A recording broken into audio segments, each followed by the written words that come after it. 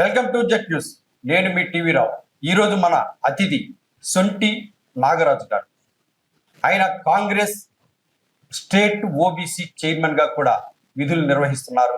మరి ఆయన విషయం మనం క్లుప్తంగా తెలుసుకుంటే, కాంగ్రెస్ పార్టీ అధికారంలో ఉన్నా లేకపోయినా తన శక్తిని పరిశ్రమగా మార్చుకొని కాలికి బలపం కట్టుకొని రాష్ట్రం యావత్తు కూడా నలుమూలలు పర్యటిస్తూ కాంగ్రెస్ పార్టీ జవజీవాలను మళ్ళీ తట్టి లేపేటటువంటి కార్యాచరణకు ఆయన పూనుకున్నారు.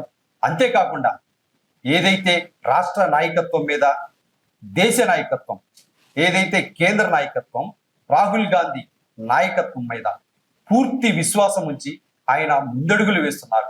పదవులు వీటితో పని లేకుండా ఆయన శక్తిని నమ్ముకొని కాంగ్రెస్ పార్టీని మళ్ళీ పూర్వ వైభవం తీసుకువచ్చేందుకు రాష్ట్రంలో అహర్నిశలు కష్టపడుతున్న వ్యక్తి సొంటి నాగరాజు గారు. ఆయన కాంగ్రెస్ ఓబీసీ చైర్మన్ గా కూడా పదవులు నిర్వహిస్తూ అన్ని చోట్ల కూడా ఓబీసీకి సంబంధించినటువంటి సంఘాలను బలోపేతం చేస్తూ ఆ పార్టీకి ఆ సంఘాలను సమ్మిళితం చేస్తూ అనుసంధానం చేస్తూ ముందుకు సాగుతున్న వ్యక్తి సొంటి నాగరాజు గారు. ఇప్పుడు ఆయన ఈ రోజు మన జెట్ న్యూస్ అతిథి. నమస్కారం అండి. నమస్తే టీవీ రావు గారు. ఏంటి పరిస్థితి? ప్రస్తుతం రాష్ట్ర వ్యాప్తంగా మీరు పర్యటిస్తున్నారు. గత దశాబ్ద కాలంగా ఉన్నటువంటి కాంగ్రెస్ పార్టీకి ప్రస్తుతం కాంగ్రెస్ పార్టీ స్థితిని మీరు ప్రత్యక్షంగా చూసిన దాన్ని బట్టి ఇప్పుడు రాష్ట్రంలో కాంగ్రెస్ పరిస్థితి ఎలా ఉంది? అంటే సార్, టీవీ రావు గారు, గతంలో కాంగ్రెస్ పార్టీ వేరు, ఇప్పుడు కాంగ్రెస్ పార్టీ వేరు. ఎందుకంటే రాజశేఖర రెడ్డి గారి కళల కన్నా రాజ్యం తీసుకొస్తారని ఏదైతే జగన్మోహన్ రెడ్డి గారు ఆ రోజున రాష్ట్ర ప్రజలను నమ్మించి ఓట్లు ఎంచుకున్నారు. రాజశేఖర రెడ్డి గారి పరిపాలన వస్తుందని చెప్పి ఆ రోజున మేమంతా కాంగ్రెస్ పార్టీలో ఉన్నప్పటికీ జగన్మోహన్ రెడ్డి కాంగ్రెస్ ఆ అధ్యక్షుడు కొడుకు కాబట్టి, రాజశేఖర రెడ్డి గారి కొడుకు కాబట్టి ఆ విధంగా చేస్తారని విధి విధానాలు అలా ఉంటాయని చెప్పి మేము నమ్మి ఆయన ఓట్లు వేయడం జరిగింది. కానీ జగన్మోహన్ రెడ్డి గారికి దానికి భిన్నంగా పనిచేశారు. ఆ రోజుల్లో రాజన్న కళ్ళకన్నా రాజ్యం తీసుకొస్తా, మా నాన్నగారి కన్నా 100 రెట్లు ఎక్కువ పని చేస్తానని చెప్పి ఈ రోజున దోచుకోవటం, దాచుకోవటం, ప్రజల్ని ఇబ్బందులు పెట్టడం, అదేవిధంగా ఏదైతే ఈ రోడ్డు పరిస్థితి చూశారుగా, మీరు చూస్తున్నారుగా, అలాగే 30 యాక్ట్ అమల్లోకి తీసుకురావటం, ల్యాండ్ టైటిల్ తీసుకురావటం, జగనన్న కాలనీలు అని చెప్పేసి మురిగివాడల్లో కాలనీలు ఇవ్వటం, సెంటు భూమి. ఇప్పుడు ఉదాహరణకి కృష్ణా జిల్లా చూసుకుందాం. కృష్ణా జిల్లాలో 30,000 మందికి పైగా మరి పేర్నాని గారి నాయకత్వంలో మా గ్రామే కరగ్రహారం ఒక సెంటు భూమి అని ఇచ్చారు. అదంతా పల్లవు భూమి. 30,000 మందిని తీసుకొచ్చి బీచ్కి దగ్గరగా ఉండే పల్లవు భూమిలో వర్షాలు వస్తే మునిగిపోయే పరిస్థితి. మరి ఆ రోజున టీడీపీ వాళ్ళు, జనసేన వాళ్ళు ఈతలు కొట్టి ఇదేనా జగనన్న కాలనీ? ఇప్పుడు సెంటు స్థలం అంటున్నారు సార్. అక్కడ ఉన్న సెంటు స్థలం కాస్ట్ ఎంత ఉంది? ఇప్పుడు వాళ్ళు 39 లక్షల చొప్పున గవర్నమెంట్ ల్యాండ్ ఎక్విజిషన్ చేశారు. అంటే ఎకరం 39 లక్షలు అంటే సెంట్ ఎంత? 39,000. అంటే 39,000 రూపాయలు సెంటు స్థలాన్ని చూపించి, 39,000 రూపాయల సెంటు స్థలాన్ని చూపించి మేము 30,000 మందికి జగనన్న ఇళ్ల స్థలాలు ఇచ్చేసాం అంటే ఎలా? ఇప్పుడు మచిలీపట్నంలో అన్ని వేల మంది ఉన్నారు. దాన్ని పబ్లిక్ యాక్సెప్ట్ చేయలేదు, గుణపడని చెప్పేశారు. కాదు సార్, అసలు మచిలీపట్నంలో ఇటు సుల్తాన్ నగరం కొంతమందికి, ఎస్ఎల్ గోల్పాలెం కొంతమందికి, అలాగే మాచవరం మట్టి దగ్గర కొంతమందికి, కరగ్రహారం దగ్గర కొంతమందికి, రైల్వే ట్రాక్ దగ్గర ఇవ్వాలి కదా.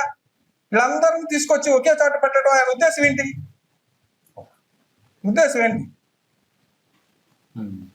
జనాలు మోసం చేద్దాం అనుకుంటున్నారా? జనాల్ని ఊరి చివరికి పంపించాలనుకుంటున్నారా? కరగ్రహారం పంచాయతీలో అందరు సుభిక్షంగా ఉన్నారు. ఇప్పుడు అంతకుముందు నవీన్ మిట్ల కాలనీ ఇచ్చారు. జనరల్ గా వాళ్ళ నివాస ప్రాంతాలకి సమీపంలో ఇవ్వాలి. ఎక్వైర్ చేసి ఇస్తే ఇప్పుడు వర్కలకి వెళ్ళాలి, వ్యాపారాలు వెళ్ళాలన్నా, టౌన్ కి దగ్గరగా వెళ్ళాలన్నా అందరూ అక్కడి నుంచి రావాలి అంటే గ్రామాలు వదిలిపెట్టేసి వచ్చేయాలన్నట్టు, సిటీ వదిలిపెట్టేసి అక్కడికి వచ్చేయాలి అంటే జనాలను దూరం చేస్తున్నట్ట, దగ్గర చేస్తున్నట్ట? వాళ్ళ మౌలిక వసతులు దగ్గర ఉన్నప్పుడు ఇవ్వాలి, కానీ దూరంగా మేము వాళ్ళని తీసుకెళ్లి ఊరి చివరి వదిలేసి మౌలిక వసతులన్నీ బందర్లో పెట్టుకుంటే ఎలా? అలాగే జిల్లా వ్యాప్తంగా కూడా తప్పులు జరిగినాయి, తప్పులు జరుగుతూ వచ్చినాయి. ఒకటి కాదు కదా, మీరు చూశారు రోడ్ల సంగతి కానీ, జగనన్న ఇళ్ల స్థలాలు కానీ, అలాగే 30 యాక్ట్ అమలు, ధర్నాలు చేయడానికి లేదు, మాట్లాడటానికి లేదు, మాట్లాడితే కేసు అంటారు. అవును, పేర్ని నాని గారు కూడా ఒకప్పుడు మీరు అర్చనలు అనుకుంటారు. పేరు నాని గారు మా గురువు గారే. మరి పేరు నాని గారి మీద అంతగా ఎక్కేస్తారు. ఆ పేరు అంటే నేను పేరు నాని గారి మీద ఎక్కట్లా, జగన్ గారు చేసిన పనుల మీద చూపిస్తున్నా. ఎగ్జాంపుల్ మచిలీపట్నం చూపిస్తున్నా. పేరు నాని అలాగే మరి పెడ నియోజకవర్గం ఉంది, మీ జోగి రమేష్ గారు ఇక్కడ పెడ నియోజకవర్గంలో మంచినీళ్ళు లేక అలో లక్షణ అంటున్నారు. నా కాన్స్టిట్యున్సీ పెడ నియోజకవర్గం. మరి ఈయన మంత్రిగా చేశారు, మరి పేరు నాని మంత్రిగా చేశారు. అక్కడ బీచ్ దగ్గర ట్యాప్ తిప్పండి, బాపట్ల ఎమ్మెల్యే దగ్గర బాపట్లలో బీచ్ ఉంది, అక్కడికి వెళ్ళి ట్యాప్ తిప్పండి, మంచినీళ్ళు వస్తాయి. ఇక్కడ ఎందుకు రావు? పెడ నియోజకవర్గంలో ఎందుకు రావు? ఎందుకు రావు? నీటి సదుపాయం కల్పిస్తారా కదా. ఈ నాయకులు ఓట్లు దండుకుంటారు తప్ప జనాలకు ఉపయోగపడే పనులు ఏది చేయలేదు. జగనన్న కాలనీలకి అన్నిటికీ కూడా మౌలిక సదుపాయాలతో ఎలక్ట్రికల్ సదుపాయం కానీ, ఇటువైపు వాటర్ సప్లై కానీ మొత్తం కూడా ఇచ్చిన తర్వాతే కాలనీలు ప్రారంభిస్తామని అన్నారు. అసలు ప్రారంభించక ముందే మునిగిపోయినాయి కదండి అవన్నీ. ప్రారంభించక ముందే మునిగిపోయినాయి కదా, ఇంకెక్కడ ప్రారంభిస్తారు? ఈ లోపే తెలుసుకున్నారు. 39,000 రూపాయలు ఒక సెంటు స్థలాన్ని ఇచ్చి 40 లక్షల రూపాయలు జనాలను వేసుకుని కట్టుకోమంటున్నారు. మేము 4 లక్షలు 3 లక్షలు సబ్సిడీ మీద ఇస్తానంటున్నారు. ఇది పెద్ద స్కామ్ చేస్తున్నారని జనాలకు అర్థమయ్యి ఇప్పుడు జగన్ స్థలాల్లో కాపురాలు ఉండేవాళ్ళు ఎంతమంది అండి? 5% కూడా లేదు, 5% కూడా లేరు. మిగతా వాళ్ళంతా ఎక్కడ ఉన్న వాళ్ళు అక్కడే ఉన్నారు, ఆ కాలనీలు కూడా అక్కడే ఉన్నాయి. ఎక్కడ మౌలిక వసతులు లేవు, ఏమీ లేవు. నేను చెప్పేది ఏంటంటే అలా రాష్ట్ర వ్యాప్తంగా ఇదే జరిగింది. మీకు కృష్ణా జిల్లా ఎగ్జాంపుల్ చూపిస్తున్నా. మచిలీపట్నంలో అలా జరిగింది. పెడ నియోజకవర్గంలో అయితే కానే కాదు, ఆయన జోగి రమేష్ గారు మైలవరం నుంచి వచ్చారు. నేను రాజశేఖర రెడ్డి గారి బిడ్డలాగా నేను పనిచేస్తానంటే రాజశేఖర రెడ్డి గారు మొహం చూసి ఒకసారి గెలిపించారు, రెండోసారి మళ్ళీ వెళ్ళిపోయారు, మళ్ళీ వాడిపోయారు. మళ్ళీ ఇక్కడికి వచ్చారు జగనన్న గారితో. ఇక్కడికి వచ్చి నేను ఈసారి జగనన్న మొహం చూసి ఓట్లు వేయండి అన్నారు. ఓట్లేసి గెలిపించారు మా ప్రజలందరూ. జనాలను పీడించుకు తిని మళ్ళీ ఇబ్రాహీంపట్నం వెళ్ళిపోయారు. ఆయన మట్టి తవ్వకాలని చెప్పి 3 మీటర్ల పర్మిషన్ తీసుకొచ్చి తాడి చెట్లు అవుతుంది, ఇది మైనింగ్ దోపిడీ. అలాగే పదవులు ఇవ్వాలంటే డబ్బులు ఇవ్వాలా? ఈ రోజు నాయకులందరూ యాంటీ, వైసీపీకి జోగి రమేష్కి యాంటీ అయిపోయారంటే ఆ రోజున జోగి రమేష్ గారు వచ్చినప్పుడు నిజాయితీగా కష్టపడిన కార్యకర్తలను దూరం పెట్టి ఎవరైతే డబ్బులు ఇస్తారో వాళ్ళకి పదవులు ఇవ్వడం మొదలు పెట్టాడు. అంటే ఫస్ట్ లో అంటే 2019లో 2019 కానీ 2014లో కానీ కాంగ్రెస్ కేడర్ అంతా కూడా వైసీపీ కోసం శ్రమించిందిగా.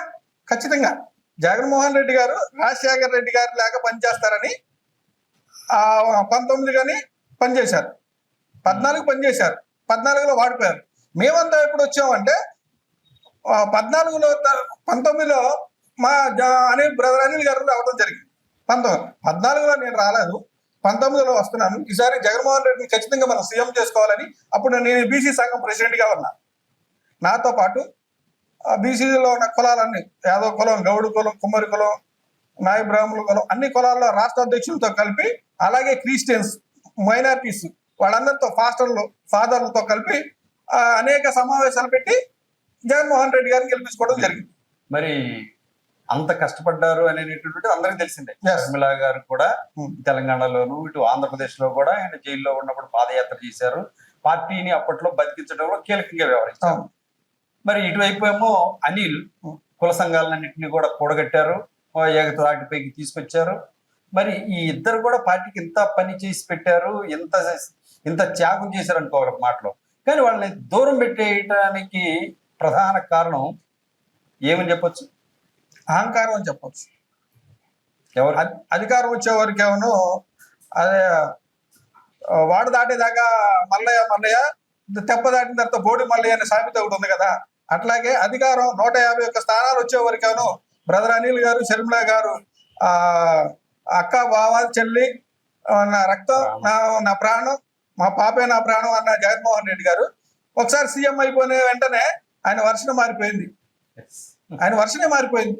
మేము ఆ రోజులో బ్రదర్ అనిల్ గారిని అడిగాం, అన్న మీరు ఓట్లు వేయమన్నారు, మేము వేసి గెలిపించాం, ఆయన కనీసం టైం కూడా ఇవ్వట్లేదా అనేటప్పుడు అప్పుడు ఎస్సీ, ఎస్టీ, బీసీ, మైనారిటీలు, క్రిస్టియన్లు అందరూ కలిపి ఒక కొత్త పార్టీ కూడా పెడదామనే ఉద్దేశంతో ఆ రోజు బ్రదర్ అనిల్ గారు కూడా రావడం జరిగింది. అనిల్ గారు ఎక్కడ పార్టీ పెడతారని భయపడి ఆ రోజున్న పెద్దలు పెద్దారెడ్డి, సుబ్బారెడ్డి, విజయసాయి రెడ్డి వాళ్ళందరూ వెళ్ళి మళ్ళీ అలా కాదు ఇలా కాదు అని బతిమాలకు వచ్చిన పరిస్థితులు కూడా ఉన్నాయి. అవన్నీ మీకు తెలియకపోవచ్చు. గతంలో కూడా మీడియా సముఖంగా బ్రదర్ అనిల్ గారు వీళ్ళందరికీ అన్యాయం చేస్తున్నాడు జగన్మోహన్ రెడ్డి, ఇది కరెక్ట్ కాదు, ఇది దేవుడు మెచ్చడు అని నిజాయితీగా మాట్లాడిన వ్యక్తి బ్రదర్ అనిల్ గారు. అంటే బ్రదర్ అనిల్ ఈ ఈ వివాదం ఎట్లా వచ్చిందనే దానికి ఈ మధ్య మనకు తెలుస్తున్నటువంటి సమాచారం ఏంటంటే, అది కూడా వైసీపీ నుంచి వస్తున్నటువంటి దానికి సరైన సమాచారం ఏమనిస్తుంది, బ్రదర్ అనిల్ కరోనా సమయంలో కిట్లను అధిక రేటుకు అమ్ముకుందామనేటటువంటి ప్రతిపాదనను జగన్మోహన్ రెడ్డి తిరస్కరించారు కాబట్టి అనిల్ అంటే షర్మిల అనిల్ కుటుంబాన్ని దూరం పెట్టారు అనేటటువంటిది ప్రధానంగా వినిపిస్తుంది. బ్రదర్ అనిల్ గారి గురించి మీకేం తెలిసినట్లేదు. ఆయన దగ్గరికి సహాయం అని వస్తే లక్షల్లో ఖర్చు పెట్టే వ్యక్తి, ఎదట వాళ్ళు ఇబ్బందుల్లో ఉన్నారంటే వాళ్ళకి సహాయం చేసే వ్యక్తి, నిజాయితీ గల ఉండే వ్యక్తి, దేవుడు ఎందుకు భయభక్తులు ఉన్న వ్యక్తి ఎవరైనా ఉన్నారంటే అనిల్ గారు. ఎందుకంటే తప్పు చేస్తే రేపొద్దున మనం లెక్కప్ చెప్పాలి, జీవితంలో మనం తప్పు చేయకూడదు, తప్పు చేసేవాడిని కూడా ఎంకరేజ్ చేయని వ్యక్తి బ్రదర్ అనిల్ గారు. అలాంటి వ్యక్తి జగన్మోహన్ రెడ్డి కూడా నిత్యం ప్రేయర్ చేసుకుంటూ ఆ దేవుడే చూస్తాడు, పాపం చేసే దేవుడు, ఈయనే పాపాలు చేస్తుంటే ఇంకా దేవుడు ఏం చూస్తాడండి. ఆయన పాపాలు చూసి చూసి ఇప్పుడు దించి పెట్టారు కిందకి. ఈసారన్నా మారతాడేమో అని చూడాలి, ఒకసారి వెయిట్ చేయాలి. అవును, జగన్మోహన్ రెడ్డిని ఈవీఎంలు ఓడించి అంటున్నారు. మీరే చెప్పాలి, ఆ ఈవీఎంలు ఓడించినా జనాలు ఓడించారా అనేది మీరే చెప్పాలి. అంటే ఆంధ్ర రాష్ట్రంలో ఒక 25 లక్షల ఓట్ బ్యాంక్ కొల్లగొట్టారని తెలిసింది. అంటే గతంలో కూడా ఇలాగే గెలిచారా అనేది క్వశ్చన్ వస్తుంది. కాకపోతే ఆయన అహంకారానికి పరాకాష్ట అని చెప్పొచ్చు. ఎందుకంటే ఇప్పుడు 50 సీట్లు 60 సీట్లు వచ్చాయి, మరి 11 సీట్లకి ఎందుకు పడిపోతారు కదా.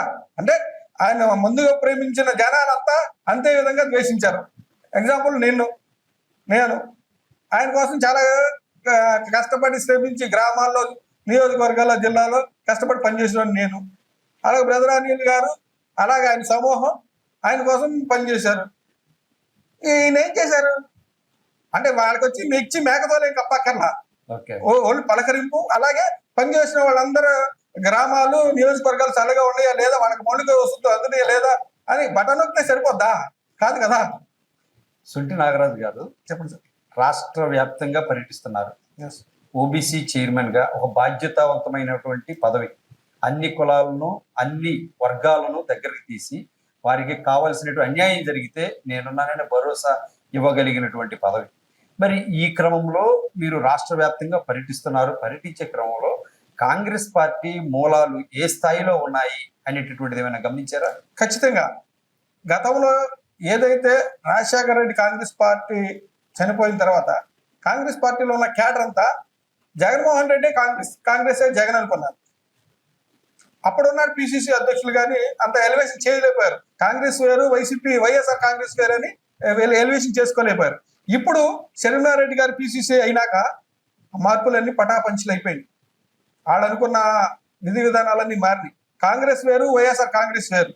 జగన్మోహన్ రెడ్డి గారు తెలివిగా ఏం చేశారంటే వైఎస్ఆర్ పార్టీ అని పెట్టుకోకుండా వైఎస్ఆర్ కాంగ్రెస్ పార్టీ అని పెట్టారు.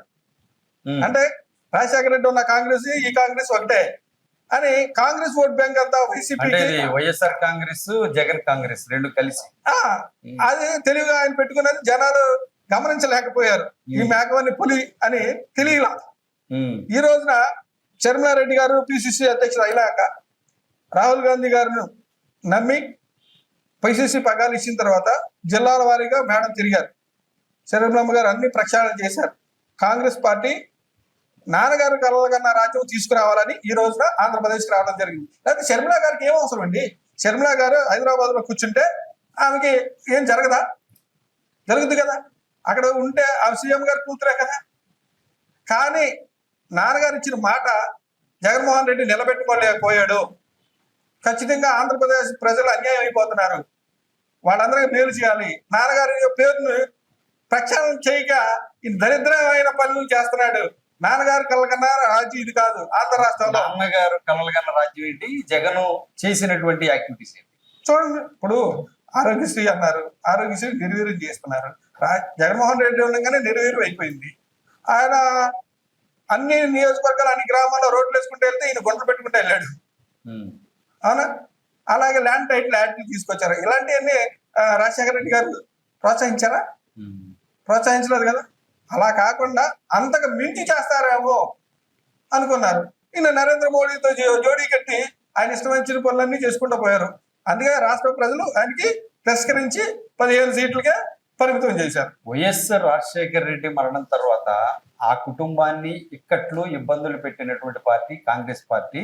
అంతేకాకుండా ఆ కుటుంబంలోని జగన్మోహన్ రెడ్డిని 16 నెలలు జైల్లో పెట్టిన పార్టీతో షర్మిల జత్తు కట్టడాన్ని ప్రజలు ప్రశ్నిస్తున్నారు.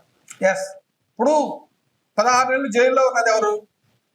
జగన్మోహన్ రెడ్డి, అవునా కాదు? ఎస్, అక్రమాలు మోసాలు కంపెనీలు పెట్టింది ఎవరు? జగన్మోహన్ రెడ్డి. షేర్లు కంపెనీల రూపంలో తరలించింది ఎవరు? జగన్మోహన్ రెడ్డి. షర్మిలారెడ్డి గారికి ఏమన్నా అప్పటికి షర్మిలారెడ్డి గారు సీఎం గారి కూతురే, గృహిణి. ఏ రోజు కూడా అక్రమాలకి చెయ్యి కూడా పెట్టని షర్మిలారెడ్డి గారు. అంటే ఈ పాపం ఆవిడకేం తెలియదు. అన్న ఏదో చేస్తున్నారు అనుకున్నారు కానీ కంపెనీల్లో ఇలా మోసాలు చేస్తారని తెలియదు. నిజాయితీగా నాన్నగారు ఏం చెప్తే అది చేసే పని షర్మిలారెడ్డి గారు ఆ రోజున. ఇప్పుడు కూడా మీరు అన్నారు 16 నెలలు జైల్లో ఉన్నాడు కదా అని. షర్మిలారెడ్డి గారు కూడా ఉండేవాళ్ళు కదా జైల్లో. ఆ పాపం పంచుకున్నట్టయితే పాపం పంచుకోవాలా షర్మిలారెడ్డి గారు. నాన్నగారి కళ్ళ కన్నా రాజ్యం రావాలి, అన్నయ్య చేస్తాడని చెప్పి పాదయాత్ర చేశారు, అవునా కదా? పాదయాత్ర చేశారు, కొన్ని వేల కిలోమీటర్లు నడిచారు. ఈ రోజు కృష్ణా జిల్లాలో ఉన్న సోకాడు లీడర్లు కూడా ఆ రోజున జోగి రమేష్ కానీ, అలాగే నాని కానీ, ఇప్పుడున్న కొడాలి నాని కానీ, వీళ్ళందరూ కూడా ఆ రోజున అంట షర్మిలా గారి అపాయింట్మెంట్ కోసం తిరిగిన వాళ్ళు వీళ్ళంతా. ఈ రోజున అవాకు చెవాకులు పేలితే ఎలా? ఎస్. అందుకే నిజమైన వారసురాలు ఎవరు? నాన్నగారు ఆశయాలు ఎవరైతే నిలబెడతారో వాళ్ళు నిజమైన వారసురాలు. అప్పుడు షర్మిలా రెడ్డి గారే కదా వారసురాలు. మీరు చెప్పండి. ఇప్పుడు ఆశయాలు నిలబెట్టే క్రమంలో షర్మిల గారు కాంగ్రెస్ పార్టీలో జాయిన్ అయ్యారు. కాంగ్రెస్ పార్టీ నుంచి 2024లో కాంగ్రెస్ పార్టీ కోసం ఆమె పోరాడే క్రమంలో కాంగ్రెస్ పార్టీ కంటే కూడా టీడీపీకి ఆమె పోరాటం ఎక్కువ బెనిఫిట్ జరిగింది. తద్వారా జగన్మోహన్ రెడ్డి ఆరోపించినట్టు కాంగ్రెస్ పార్టీ అనేది ఏపీలో తెలుగుదేశం పార్టీకి బి టీమ్ గా పనిచేస్తుంది అని అన్నారు. దీని పట్ల మీరేమంటారు? 60 రకాలుగా తిప్పడం జగన్మోహన్ రెడ్డి గారికి వచ్చు, వాళ్ళ పేటీఎం బ్యాచ్కి వచ్చు. రాజశేఖర రెడ్డి గారి ఆఖరి కోరిక ఏంటి? రాహుల్ గాంధీ గారిని ప్రధాని చేయటం. రాజశేఖర రెడ్డి గారు ఆఖరి కోరిక. అన్ని మీ ఇంటర్వ్యూలో చాలా చెప్పారు ఆయన. జగన్మోహన్ రెడ్డి కూడా 2-3 సార్లు అదే మాట అన్నారు కూడా. ప్రధాని రాహుల్ గాంధీ ప్రధాని అవ్వాలని. ఈయన చేసే పనులన్నీ రాహుల్ గాంధీ గారికి అనుకూలంగా ఉన్నాయా? ఆ రోజు నరేంద్ర మోడీతో జట్టు కట్టాడు ఆయన. మరి నాన్నగారు ఆశయాలు ఏంటి? నరేంద్ర మోడీతో జట్టు కట్టడం మంచిదంటారా? మరి షర్మిలారెడ్డి గారు కాంగ్రెస్ పార్టీని ఇప్పుడు టీడీపీ బీటీ అంటే మాతో టీడీపీకి కాంగ్రెస్ కి ఎప్పుడన్నా పొత్తుందా? ఎప్పుడన్నా కలుసుకుని మాట్లాడారా? ఈ రోజున ఇంటర్నల్ గా ఏపీలో ఈ రోజున వైసీపీలో నేరస్తులు, దొంగలు, ముఠాకోర్లు, కాంట్రాక్టులు ఎవరైతే ఉన్నారో వాళ్ళందరూ కూడా ఇప్పుడు టీడీపీలో పనిచేస్తున్నారు. ఇప్పుడు కాంట్రాక్టులు పనులు మారలా, కాంట్రాక్టులు మారారంతే. వాళ్ళు వైసీపీలో ఉండేవాళ్ళు ఇప్పుడు టీడీపీలో కాంట్రాక్టులు పనులు చేసుకుంటున్నారు. ఎక్కడ అంటే వ్యవస్థలు, డబ్బులు వచ్చే వ్యవస్థలన్నీ రాజశేఖర రెడ్డి గారి ముందు వెనక మంచి చేస్తారనుకుని వైన్ స్థాపిస్తే కాంట్రాక్టుల వ్యవస్థలో జగన్మోహన్ రెడ్డి గారు ఏం చేశారంటే ఎవరైతే అధిక సంపాదన ఉన్నో వాళ్ళందరికీ కాంట్రాక్టులు ఇచ్చి రాష్ట్రాన్ని నాశనం చేశారు. ఇప్పుడు చంద్రబాబు నాయుడు అదే చేస్తున్నాడు. కాంట్రాక్టులు టీడీపీ వాళ్ళకి ఇవ్వలే, ఇక్కడ వైసీపీ వాళ్ళే చేస్తున్నారు. ఇంకా అది గమనించాలి మీరు. Okay. OBC Congress party OBC chairman గా మీరు రాష్ట్ర వ్యాప్తంగా పర్యటించిన తర్వాత వాటి యొక్క అవుట్పుట్స్ ని అనిల్ గారితో కానీ షర్మిల గారితో కానీ పంచుకున్నప్పుడు వాళ్ళు మీకు ఇచ్చే సూచనలు ఏమైనా ఉన్నాయా?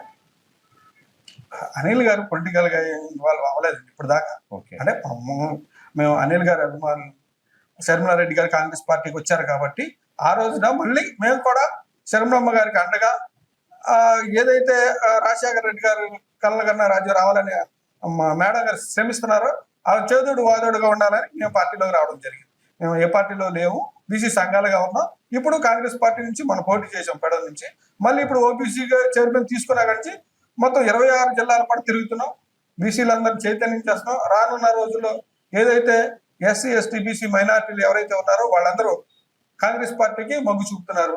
ఈ రోజున 175 నియోజకవర్గాలు, 100 నియోజకవర్గాలు బీసీ కమిటీలు ఉన్నాయి. అలాగే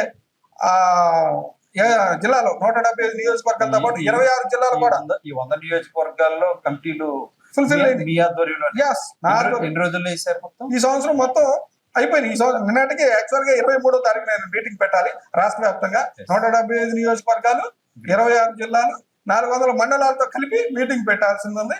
మేడం గారు ఏఐసిసి కాల్ రావడం వల్ల పాట్నా వెళ్ళారు.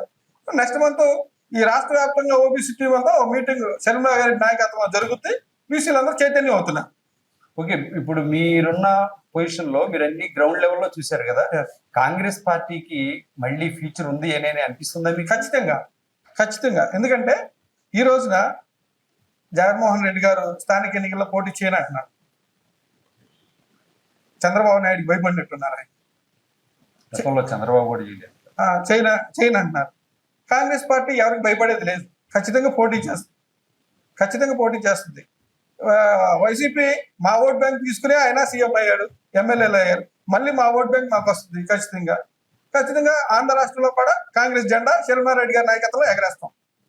ఖచ్చితంగా స్థానిక ఎన్నికల్లో మొత్తం పోటీ చేస్తాం.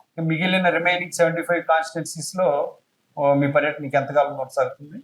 ఈ 6 months అయిపోతుంది. ఈ 6 months లో యాక్టివిటీస్ ఫుల్ గానే జరుగుతున్నాయి. మరి వీటన్నిటికి సంబంధించి షర్మిల గారి నాయకత్వంలో కానీ, షర్మిల గారి పర్యటనలు కానీ, బహిరంగ సభలు కానీ ఇక్కడ ఏర్పాటు చేసి వచ్చినందా మీకు? తప్పకుండా. ఈ 175 నియోజకవర్గాలు అయిపోయిన తర్వాత భారీ బహిరంగ సభ విజయవాడలో పెట్టాలని ప్లాన్ చేస్తున్నాం. శర్మిలారెడ్డి గారి ఆదేశాల మేరకు చేస్తాం.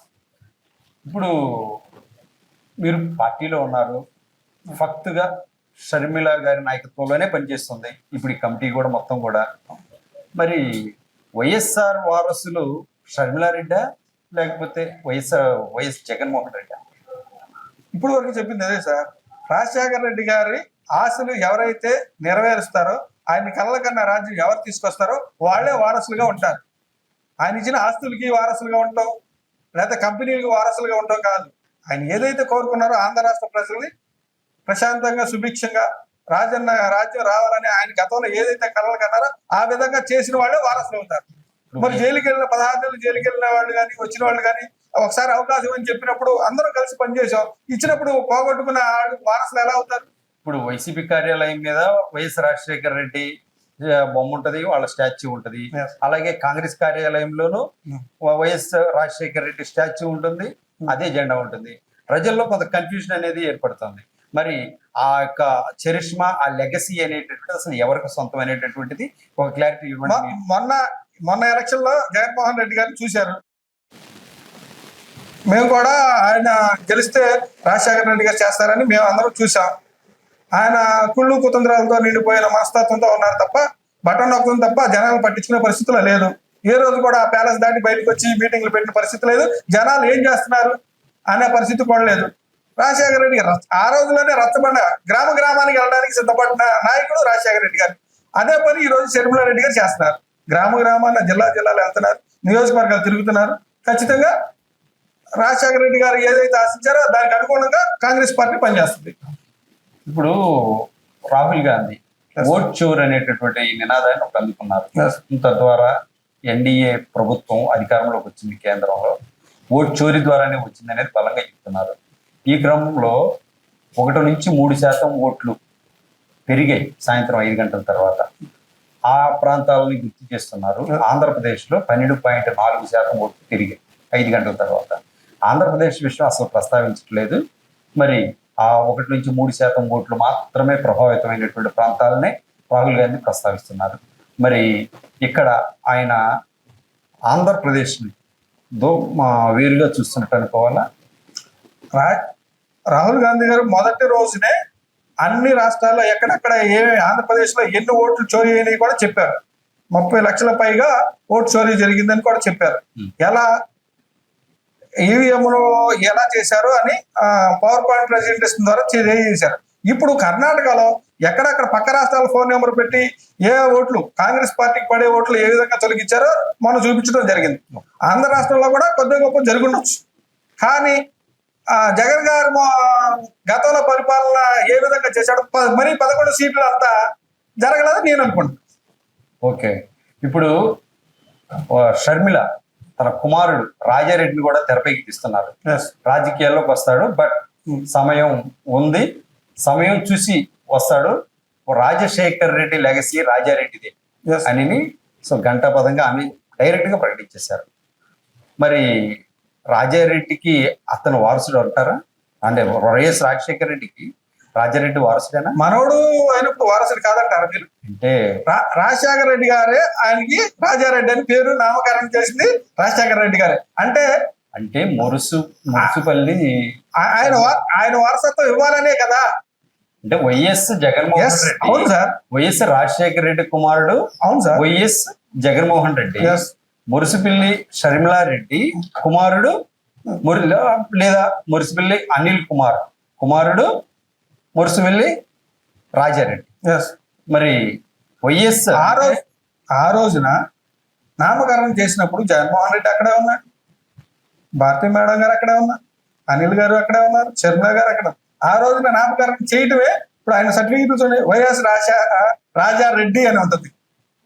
ఆయన నామకరణం చేసింది అంటే వాళ్ళ ఫ్యామిలీ జీన్ ఖచ్చితంగా నా తర్వాత వీళ్ళే ఉండాలి వారసులు. కానీ ఆ రోజున రాజశేఖర రెడ్డి గారు నామకరణం చేశారు. మీరెవరు నేనెవరు కాదంటాకి, మీరెవరు నేనెవరు సార్ కాదంటాకి. పేరు పెట్టాడు కాబట్టి వారసత్వం వచ్చింది కదా. ఆయన మరవడం ఆయన వారసత్వం లేదు. జగన్మోహన్ రెడ్డి గారి వాళ్ళ సంతానం ఉంది, రమ్మనండి. ఆ రాజకీయాల్లో వాళ్ళు కూడా దించుకోనండి. ఆ తాతగారు లేచి తీసుకుని పోరాడమనండి. ఇప్పుడు మాయావతి గారు పోరాడుతున్నారు, వీళ్ళందరూ పోరాడుతున్నారు. ఆ విధంగా రమ్మనండి, ఎవరు కాదన్నా. సొంటి నాగరాజు గారు చెప్పండి సార్. ఇప్పుడు పెడన కృష్ణా జిల్లా, పెడన ఇటువైపు మచిలీపట్నం, ఈ రెండు చోట్ల కూడా చాలా గట్టి లీడర్లు ఉన్నారు. ఏది ఇక్కడ డిప్యూటీ స్పీకర్ గా చేసిన బోరగడ్డ వ్యాధి దగ్గర నుంచి కాగితపు కుటుంబం నుంచి ఇటువైపు ఉప్పాల కుటుంబం, ఇటువైపు జోగి రమేష్, అటువైపు కొల్లు రవీంద్ర, అటు ఇంకొక వైసీపీ నుంచి పేరి నాని, ఇలా మంచి బాలయోగి, ఇటువంటి హేమా హైమీల్ లాంటి లీడర్. వీళ్ళందరి మధ్యలో సొంటి నాగరాజు పోరాటం ఎంతవరకు ఫలితం ఇస్తుందంటారు? వీళ్ళందరూ గెలుపుకి ఒకప్పుడు నేను కూడా కారణం. బీసీ సంఘాలుగా బీసీలను చైతన్యం చేసి నియోజకవర్గాల వారిగా, జిల్లాల వారిగా, గ్రామాల వారిగా ఆ జోగి రమేష్ గారిని గెలిపించడంలో మా పాత్ర ఉంది, పేరు నాని గారిని గెలిపించడంలో మా పాత్ర ఉంది. మమ్మల్ని వాడుకుని వదిలేసే రకమే కానీ పదవులు ఇచ్చే రకం వాళ్ళు కాదు. అదే ఇప్పుడు నేను అంటున్నా, అది కాదు. వారితోనే ఈ రోజున పోరాటం చేయాలి. ఇప్పుడు కార్ల్ మార్క్స్ గారు ఏం చెప్పారు? పోరాటం చేయండి, ప్రతిఫలం ఆశించండి. నేను మీతోనే పోరాటం చేస్తున్నా, మీరు మంచిగా ఉంటే నేను పోరాటం ఎందుకు చేస్తాను? మీ చుట్టూ ఇప్పుడు నాయకుడు అనేవాడు, అతని చుట్టూ నాయకులు తయారవ్వాలనుకుంటారు. మనకి ఈ కృష్ణా జిల్లాలో ఉన్న నాయకులందరూ, ఆ చుట్టూ ఉన్న నాయకులందరూ తొక్కాలనుకుంటారు వీళ్ళు. కానీ కాంగ్రెస్ పార్టీ అది కాదు. కాంగ్రెస్ పార్టీలో శర్మారెడ్డి నాయకత్వంలో ప్రతి ఒక్క లీడర్ని పుషప్ ఇచ్చి పైకి తీసుకొచ్చి వాళ్ళ లీడర్షిప్ ని పెంచి నాయకులుగా తయారు చేయాలని రాహుల్ గాంధీ గారు, శర్మారెడ్డి గారు అనుకుంటున్నారు. ఆ నాయకత్వంలో పనిచేయడం మాకు ఆనందం. మామూలుగా సొంటి నాగరాజు గారు already OBC, Congress OBC chairman గా ఉంటున్నారు. అట్ ది సేమ్ టైం ఇక్కడ అభ్యర్థిగా కూడా, ఒక నియోజకవర్గ ఇన్ఛార్జిగా కూడా ఉన్నారు కాంగ్రెస్ పార్టీ తరఫున. దీన్ని ఎలా బ్యాలెన్స్ చేస్తున్నారు? ఇప్పుడు పార్టీ పదవి, అలాగే లోకల్ గా ప్రజల మెప్పు పొందటము, లేదంటే ప్రజల విశ్వాసం పొందటం అనేటటువంటిది చాలా కీలకం. ఆ యొక్క కార్యక్రమాన్ని నియోజకవర్గంలో, ప్రధానంగా ఈ పెడన నియోజకవర్గంలో పూర్తిగా పేద అణుగారిన వర్గాలు, అటువంటి పరిస్థితి ఎక్కువగా కూడా పనులు చేసుకునే బతుకటం, వ్యవసాయం, చేతి వృత్తులు, అన్ని వర్గాలు ఉన్నారండి. ధనికులు ఉన్నారు, పేదవారు ఉన్నారు, అన్ని వర్గాలు. వారికి మీరు ఎటువంటి విశ్వాసం కలిగిస్తారు? ఖచ్చితంగా. ఇప్పుడు నేను నియోజకవర్గంకి వచ్చిన ఎలక్షన్ అయిపోయిన తర్వాత మరి 3 కోట్ల పైనే వ్యవసాయ భూముల నుంచి సబ్సిడీ పడాల్సిన డబ్బులంతా ఇరిగేషన్ ఈఓ గారు మింగేయడం జరిగింది. దాని మీద పోరాటం చేసి ఆయన సస్పెండ్ చేయించాం కాంగ్రెస్ పార్టీ తరఫున. అలాగే జర్నలిస్టుల కోసం, ఇళ్ల స్థలాల కోసం కలెక్టర్ గారితో ఫైట్ చేసి అది చేస్తున్నాం. అలాగే ఇప్పుడు టీడీపీ నాయకులు ల్యాండ్ దోపిడీ లాగా అక్కడ 20 ఎకరాలు, అక్కడ 10 ఎకరాలు దొంగచాటుగా తోగొట్టాలు మొదలు పెట్టారు. పృథ్వీ ఎంఆర్ఓతో, అలాగే బండిపిల్లి ఎంఆర్ఓతో మాట్లాడి వాటిని అన్యాయక్రాంతం కాకుండా చూస్తున్నాం. అలాగే ఇప్పుడు మొన్న మన ఎంఆర్ఓ, పెడన ఎంఆర్ఓ గారు ఏదైతే మైనింగ్ పర్మిషన్ లేని ఇసుక తోలకాలు జరుగుతున్నాయో వాటిని అరికట్టాం. కాంగ్రెస్ పార్టీ తరపు నుంచి వాళ్ళకి అనుకూలంగా నిరంతరం మేము అందుబాటులో ఉంటున్నాం. ఈ నియోజకవర్గ ప్రజలకు అందుబాటులో ఉంటున్నాం. సొంత ఆఫీస్ ఉంది. ఇప్పుడు మనం మాట్లాడుకునేది నా ఆఫీసే. ఓకే. మరి ఇంకా ఏ నాయకుడు చేసినా ఇదే చేస్తారు. నేను అంతకన్నా ఎక్కువ చేయాలని తపన పడుతున్నా. పెడన ప్రయోజనాలు నాకు ముఖ్యం. రాష్ట్ర వ్యాప్తంగా వీక్లీ వన్స్ తిరుగుతూనేమో 5 రోజులు పెడల్లోనే ఉంటాను. 2029 కూడా ప్రిపేర్ అయిపోయారు. ఖచ్చితంగా 29కి మేము పోటీ చేస్తాం. ఖచ్చితంగా ఇక్కడ నుంచి గెలిచి చూపిస్తాం. మచిలీపట్నంలో కూడా మీ యాక్టివిటీ బాగానే ఉంది. మచిలీపట్నం కూడా దృష్టిలో ఉందా? తప్పకుండా మచిలీపట్నంలో కూడా కాంగ్రెస్ కి జెండా ఎగురుద్ది. వీళ్ళంతా ఎక్కడి నుంచి వచ్చారు? పేరు నాని, జోగి రమేష్ వీళ్ళందరూ ఎక్కడి నుంచి వచ్చారండి? కాంగ్రెస్ పార్టీ, మా పార్టీ నుంచే కదా. రేపొద్దున రాహుల్ గాంధీ గారు పిఎం అయిన వెంటనే, ఇది మీరు రాసుకోవాలి, పిఎం అయిన వెంటనే ఈ వైసీపీలో ఉన్న నాయకులందరూ కూడా మళ్ళీ మా పార్టీగా వస్తారు. అదేమనంటే ఏమంటారు తెలుసా? మా పుట్టింటికి వచ్చిన ఆనందంగా ఉంది కాంగ్రెస్ పార్టీకి రావటం, గతం నుంచి మేము కాంగ్రెస్ పార్టీ అని ఇయే చెబుతారు. మీరు గుర్తు చేసుకోండి. ఆ రోజు సొంటి నాగరాజు చెప్పాడు, అదే జరిగిందని మీకు గుర్తు చేసుకోండి. భవిష్యవాణి కూడా ఇప్పుడే తీర్చిదిద్దేశారు. అయితే జగన్మోహన్ రెడ్డి ఎన్డీఏ ప్రభుత్వం, అంటే ఇప్పుడు ఎన్డీఏ అధికారంలో ఉన్న ఎన్డీఏ తమ ఓట్లు కొల్లగొట్టి తమకు రావాల్సిన ఓట్లన్నీ కూడా ఈవీఎంతో మోసం చేసిందని ఓవైపు, అంటే అధినాయకుడు చెప్పకపోయినా పార్టీలో ఉన్నటువంటి వారందరూ అనే మాట అంటున్నారు కదా. మరి రాష్ట్రపతి ఎన్నికల్లో ఎన్డీఏకి ఈయన కాస్త కోస్త ఎంపీలు కూడా తీసుకెళ్లి మరి ప్రధానమంత్రికి ఎందుకు ఇచ్చాడు? ఊడికించేస్తున్నాడా? మరి పోరాటం చేయాలిగా. నేను ఓట్లతో గెలవలేదు, ఈవీఎంలతో నేను వాడిపోయాను, నీకు సపోర్ట్ చేయను. మరి బీఆర్ఎస్ పార్టీ చేసిందిగా. బీఆర్ఎస్ పార్టీ ఎవరికి ఓట్లు లేకుండా తటస్థంగా ఉంది. మరి ఈయనకున్నది అరాకొర ఎంపీలు ఆపచ్చుగా. మరి ఆయనకి ఎందుకు ఊడికించేస్తున్నాడు? భయం వేసిందా? మళ్ళీ ఇప్పుడు అవినాష్ రెడ్డిని లోపలేశారు, సుబ్బారెడ్డిని లోపలేశారు, చెవిరెడ్డి భాస్కర్ రెడ్డిని లోపలేశారు. రేపొద్దున నన్ను కూడా వేస్తారు ఎవరని ప్రధానమంత్రి దగ్గర మార్కులు కొట్టడానికి. మరి ఇప్పుడు దాకా మిథున్ రెడ్డి రాజమండ్రి జైల్లో ఉంటే ఎన్నికల కోసమే, ఓట్లు వేసి రావడం కోసమే బెయిల్ ఇచ్చారా? ఇది ములాఖత. అంటే జగన్మోహన్ రెడ్డి వైఎస్ఆర్ పార్టీని టీడీపీ వాళ్ళు డైరెక్ట్ గా మోడీతో జతకట్టారు, ఇండైరెక్ట్ గా జతకట్టాడు అని మేము శర్మారెడ్డి గారు పదే చెబుతున్నారు. ఆయన ఏదో మాట్లాడతాడు. ఏపీ వరకు ఏపీ కాంగ్రెస్ కు ఏఐసిసి నుంచి వచ్చినటువంటి సూచనలు ఏమన్నా ఉన్నాయా ప్రత్యేకంగా? పార్టీ బలోపేతం కోసం శర్మారెడ్డి గారికి ఏఐసిసి సూచనలు వస్తాయి.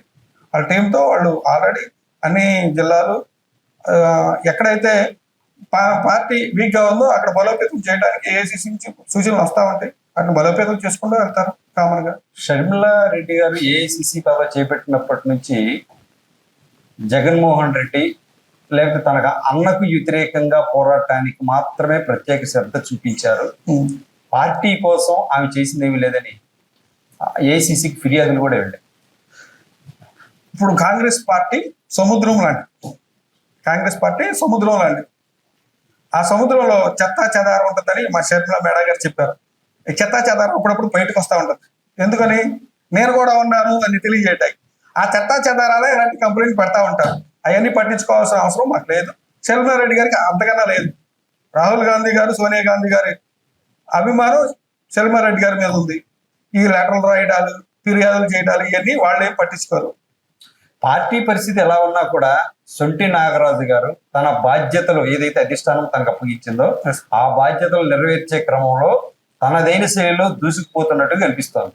మరి ఈ క్రమంలో షర్మిలా రెడ్డి గారు మీ భుజం ఏమన్నా తట్టారా? ఖచ్చితంగా మేడం గారు భుజం తట్టపట్టే కింద వర్క్ చేసేది. ఈ రోజున నేను ఓబీసీ చైర్మన్ అయ్యాను అంటే షర్మిలా రెడ్డి గారు నన్ను గుర్తించి నువ్వు అన్ని జిల్లాలు తిరగలవు, నువ్వు చేయగలవు, గతంలో బీసీ అనుభవం ఉంది అని ఆ శర్మిలా రెడ్డి గారు తట్టకపోతే, మమ్మల్ని ప్రోత్సహించకపోతే మేము ఎంత పని చేయలేము కదా. ఓబీసీ చైర్మన్ గా బాధ్యతలు తీసుకున్న తర్వాత మీకు పూర్తి సంతృప్తినిచ్చినటువంటి సందర్భం ఏదన్నా ఉందా? చాలా ఉన్నాయి. నేను 2 షేర్ చేసుకోండి. ఒకటి కాదండి, చాలా ఉన్నాయి. నేను నా ప్రమాణ స్వీకారానికి షర్మిలా రెడ్డి గారు వచ్చారు, ఓబీసీ చైర్మన్ గా. రాష్ట్రంలో పెద్దలందరూ వచ్చారు, అప్రిషియేట్ చేశారు. మరి నేను మచిలీపట్నంలో పుట్టి పెరిగి బీసీ సంఘాలుగా ఉద్యమాలు చేసి జిల్లా ప్రెసిడెంట్ గా, పార్లమెంట్ ప్రెసిడెంట్ గా, రాష్ట్ర అధికార ప్రతినిధిగా, బీసీ సంఘం రాష్ట్ర అధ్యక్షుడిగా కింది స్థాయి నుంచి వచ్చి మరి ఎమ్మెల్యేగా పోటీ చేసి మళ్ళీ ఓబీసీ రాష్ట్ర చైర్మన్ ఇవ్వటం అంటే అది అనుభూతే కదా. మరి ఇలాంటి చాలా అనుభూతులు ఇస్తాయి కదా. పార్టీ పరంగా కింది స్థాయి నుంచి వచ్చారు, మీరు అర్హత కొద్దీ షర్మిలారెడ్డి గారు మీకు ఈ పదవి ఇచ్చారు. మరి షర్మిలారెడ్డి గారు మీ అధినాయకురాలు రాష్ట్రంలో కాబట్టి ఆమెను మీరు ప్రైజ్ చేసుకోవచ్చు. కానీ మీకు బ్రదర్ అనిల్ తోటి ఉన్నటువంటి రిలేషన్ ఏంటి? అదే జగన్మోహన్ రెడ్డిని గెలిపించడానికి ఆ రోజున బ్రదర్ అనిల్ గారు చాలా కష్టపడ్డారు. 151 స్థానాల్లో అప్పటి నుంచి మీకు పరిచయం. 151 స్థానాలు వచ్చినాయని సంకలు గుద్దుకుంటున్నాడు జగన్మోహన్ రెడ్డి. దాంట్లో 50 నుంచి 100 స్థానాల పైనే 10,000 మెజార్టీ వచ్చిన స్థానాలు ఉన్నాయి. అవన్నీ బ్రదర్ అనిల్ గారి మూలంగా వచ్చినాయి. క్రిస్టియన్లు, ఎస్సీలు, బీసీలు, మైనారిటీలు నాలాంటి వాళ్ళని కూర్చోబెట్టి ఆయన ప్రతి జిల్లాలో ఓట్ బ్యాంక్ బయటకు వెళ్ళకూడదు, జగన్మోహన్ రెడ్డి గారికి ఈసారి గెలుస్తాడు అని చెప్పి ఏదైతే నియోజకవర్గంలో 10,000 పైన మెజార్టీలు వచ్చినాయని ఆయన కృషి. ఆయన కమిట్మెంట్ లీడర్ కాబట్టి ఆయన అభిమానం, ప్రేమ అన్ని రకాలుగా ఆయన అంటే మేము ఉంటాం. ఓకే, మీ పార్టీ అలాగే మీ యొక్క బాధ్యతలు, మీ యొక్క చిత్తశుద్ధి, ప్రజలకు మీ పట్ల ఉన్న విశ్వాసం ఇదంతా ఓకే. ఆ వ్యక్తిగతంగా చూస్తే మీ ఎడ్యుకేషన్? నేను బిఏ ఎంఏ ఎకనామిక్స్. గట్టిగానే ఫ్యూచర్ ప్లాన్ చేసుకున్నారు. ఇంకా పొలిటికల్ సైన్స్ కూడా చేద్దాం అనుకుంటున్నా మళ్ళీ ఇప్పుడు. మీ ఇంట్రెస్టింగ్ ఫీల్డ్ పొలిటికల్. ఫస్ట్ నుంచి పొలిటికల్ లో మా ఫ్యామిలీ అంతా పొలిటికల్ లో ఉంది. సర్పంచ్ చేశారు, ఫ్యామిలీ బ్యాక్గ్రౌండ్ పొలిటికల్ లో ఉంది. నాన్నగారు పొలిటికల్, నాన్నగారు సర్పంచ్ చేశారు, మా వదిన గారు సర్పంచ్ చేశారు. కరగ్రహారం, మచిలీపట్నం కరగ్రహారం చేశారు. ఫస్ట్ నుంచి మేము పొలిటికల్ గా ఉన్నాం. కానీ కట్టప్పలు ఎక్కువ ఉండడం వల్ల మేము ఎదగలేకపోయాం. బట్ మీరు బాగానే ఎదగలేకపోయాం. ఇప్పుడు షర్మిలారెడ్డి గారి నాయకత్వంలో ముందుకు వచ్చాం. ఇంకా మీరు మీ కుటుంబంలో ప్రస్తుతానికి పొలిటికల్ గా మీరే రాణిస్తున్నారు ప్రస్తుతం? మా బ్రదర్ గారు ఉన్నారు. బ్రదర్ ఏం చేస్తున్నారు? వదిన గారు కూడా ఉన్నారు. మా మచిలీపట్నం కరగ్రహారం నుంచి సర్పంచ్ గా వదిన గారు ఉన్నారు. అన్నయ్య గారు ఎంపీటీసీ పోటీ చేశారు. ఓకే, అవును. మీరు ఇంతకు ముందు పోలీస్ డిపార్ట్మెంట్ లో కూడా పనిచేసాం. యూనిఫామ్ అంటే ఇష్టం మాకు. మీకు కోపం కూడా బాగా యూనిఫామ్ అంటే ఇష్టంతో పనిచేసాం. ఒక సబ్ ఇన్స్పెక్టర్ తో విభేదమై రాజీనామా కూడా చేసాం. ఇది సబ్ ఇన్స్పెక్టర్ అంటే జనరల్ గా కృషి చేస్తుంటారు, మరి అంత మాత్రమే రాజీనామా అంటే కొంచెం ఇగో హర్ట్ అయ్యింది. ఇగో కాదు, ఆత్మాభిమానం ఉంటాయి. మనం ఏం చేయాలనుకున్నాం అది చేస్తాం. దానికి అడ్డుపడితే ఉండలేం ఎక్కడ. ఓకే, ఆ ఉద్యోగం వదిలేసిన తర్వాత పాలిటిక్స్ పూర్తిగా బీసీ సంఘాలకి ఒక 20 ఏళ్ళ నుంచి బీసీ సంఘాలు చేస్తున్నాం. తర్వాత కాంగ్రెస్ పార్టీలోకి రావడం జరిగింది. ఓకే, ఇప్పుడు ఈ బీసీ సంఘాలలో పనిచేస్తున్నప్పుడు మీకు మెప్పులు ఉంటాయి, అలాగే బెదిరింపులు కూడా ఉంటాయి కొన్ని వ్యవస్థల నుంచి. మీరు ఇబ్బంది పడినటువంటి సందర్భాలు ఏమైనా ఉన్నాయా? మేము ఎవరినైతే గెలిపించుకున్నామో బీసీలు అందరూ తాటి మీదకి వచ్చి ఏమైనా జోగి రమేష్ గారిని తీసుకోండి, అలాగే మచిలీపట్నం తీసుకోండి, వీళ్ళందరినీ బీసీలందరూ తాటి మీద తీసుకొచ్చి గెలిపించాలని మన 14 ఎలక్షన్లో వీళ్ళందరినీ గెలిపిస్తే నేను బీసీ మీటింగ్ పెట్టుకోవడానికి పర్మిషన్ లేదన్న నాయకులు. ఓకే, అలాంటి మెప్పులు ఉంటాయి, ప్రవర్తనలు ఉంటాయి, అలాగే కట్టప్పలు పొడుగుతాలు ఉంటాయి. ఇవన్నీ దాటుకుని వచ్చాం దేవుడి దయ వల్ల. సరే, ఇప్పటి వరకు జరిగింది ఒక ఎత్తు. మరి ఇప్పుడున్నటువంటి మీ పదవి కానీ రాజకీయంగా మిమ్మల్ని నమ్మి పదవి అప్పగించినటువంటి షర్మిలారెడ్డి గారికి కానీ, లేకపోతే మీ ఏఐసిసి చీఫ్ ఖర్గే, రాహుల్ గాంధీకి కానీ మీరు ఎటువంటి గిఫ్ట్ ఇవ్వాలని నిర్ణయం తీసుకున్నారు? ఖచ్చితంగా షర్మిలారెడ్డి గారు ఏదైతే నన్ను నమ్మి ఓబీసీ చైర్మన్ గా పెడన నియోజకవర్గ కోఆర్డినేటర్ గా ఇచ్చారో దాన్ని ఫుల్ఫిల్ చేస్తాను ఖచ్చితంగా. రాష్ట్ర వ్యాప్తంగా ఓబీసీ కాంగ్రెస్ ని బలోపేతం చేస్తున్నాం. అదే విధంగా పెడన నియోజకవర్గంలో 4 మండలాల్లో కూడా కాంగ్రెస్ గుర్తింపు వచ్చే విధంగా ఈ సంవత్సరం చేశాం. రానున్న రోజుల్లో ఖచ్చితంగా స్థానిక ఎన్నికల్లో కూడా పోటీ చేసి ఖచ్చితంగా 2029 ఎన్నికల్లో పోటీ చేసి గెలిచి వారికి గిఫ్ట్గా ఇవ్వాలనుకుంటున్నాం. పెడన నియోజకవర్గం వరకు మీరు ఏమి చేయాలనుకుంటున్నారు? ప్రస్తుతం ఏమి చేస్తున్నారు? పెడన నియోజకవర్గంలో ఒక ప్రణాళిక ఉంది. ఇప్పుడు కాగిత వెంకటరావు పనిచేశారు ఎమ్మెల్యేగా, టిటిడి చైర్మన్ గా చేశారు. వేదవాస్ గారు పనిచేశారు, జోగి రమేష్ గారు పనిచేశారు, మంత్రిగా పనిచేసి జోగి రమేష్ గారు 2 సార్లు ఈ ప్రాంతానికి ప్రాతినిధ్యం వహించారు. కానీ ఎక్కడేసిన గొంగలు అక్కడే ఉంటాయి. ఎక్కడేసిన గొంగలు కనీసం తాగడానికి నీళ్లు కూడా బంటిపల్లి ప్రజలకు లేవు. మరి గూడూరు పరిస్థితులు చూసుకుంటే చేనేత మగ్గాలకి సబ్సిడీ ఇస్తానని చెప్పి వాటిని కూడా ఎగ్గొట్టే పరిస్థితి, ఆ కుటుంబాలను ఇబ్బందులు పెట్టిన పరిస్థితి జోగి రమేష్ గారిది. అలాగే ల్యాండ్ మాఫియా, ప్యాకాట్లు, ఈ జోజాలను ప్రోత్సహించిన పరిస్థితులు మొన్నటిదాకా ఉన్నాయి. మీ మీడియా వాళ్ళని అడిగి తెలుసుకోండి నిజమా కాదా. మీడియాలో వచ్చేయని మనం నిజాలు అనుకోలేము. మరి మిమ్మల్ని నమ్మే కదా మేము. ఇప్పుడు మీరు మీరు మీడియా అనేటటువంటిది మీడియా సొసైటీకి మూడో కన్ను అండి. మూడో కన్ను నిజాలు చూపించాల్సింది మీరే. ఈ రోజున మొన్న జోగి రమేష్ గెలిచిన తర్వాత మంత్రి అయిన తర్వాత ఈ నియోజకవర్గాన్ని పట్టించుకున్న దాఖలాలు లేవు. ఓకే. మరి అప్పుడు గొల్లపాలి వంతిని కానీ ఇవన్నీ రాజశేఖర రెడ్డి గారు ఉన్నప్పుడే వేసినాయి. ఈ రోడ్లు కూడా ఈ రోజు వరకు లేవు. మొన్న అప్పుడు గూడూరులో ఒక వ్యక్తికి మైనింగ్ అంతా చెప్పి 3 మీటర్ల పర్మిషన్ తీసుకుని తాడి చెట్టు అంత లోతులు తోలి అలా లక్షణ అన్న గూడూరు ప్రజలంతా ఉన్నారు. గుర్తువేని బంటి మిల్లు మండలాల్లో అయితే వందల వేల ఎకరాలు బినామీ పేరులో దోచేసుకున్నారు. మరి ఆయన కోసం పనిచేసి జోగి రమేష్ గారి కోసం నిరంతరం కష్టపడిన వాళ్ళ నాయకులందరినీ పక్కన పెట్టి ఎవరైతే డబ్బులు ఇస్తారో వాళ్ళకి పక్కన పదవులు ఇచ్చిన పరిస్థితి జోగి రమేష్ గారిది. అవును. ఇంకొకటి ఇవన్నీ పరిగణనలోకి తీసుకుని ఖచ్చితంగా రానున్న రోజుల్లో కాంగ్రెస్ పార్టీని ఆదరిస్తారని నేను అనుకుంటున్నాం, చేస్తాం. ఆరోగ్యశ్రీకి సంబంధించి ఇప్పటి వరకు వచ్చిన ప్రభుత్వాలు దాన్ని ఎట్టగొట్ట అప్పు చేసుకుంటున్నావు, లేకపోతే కొన్ని నెట్వర్క్ ఆసుపత్రులకు బకాయిలు ఉండే ఎట్టగొట్ట నెట్టుకొచ్చాయి. మరి ఇప్పుడు 2 తెలుగు రాష్ట్రాల్లో కూడా ఆరోగ్యశ్రీని లిఫ్ట్ చేసేటటువంటి ప్రతిపాదనలు మొదలైపోయాయి. చేతగాని ప్రభుత్వాలు ఎన్నుకుంటున్నాం కాబట్టి మనం భరించక తప్పదు.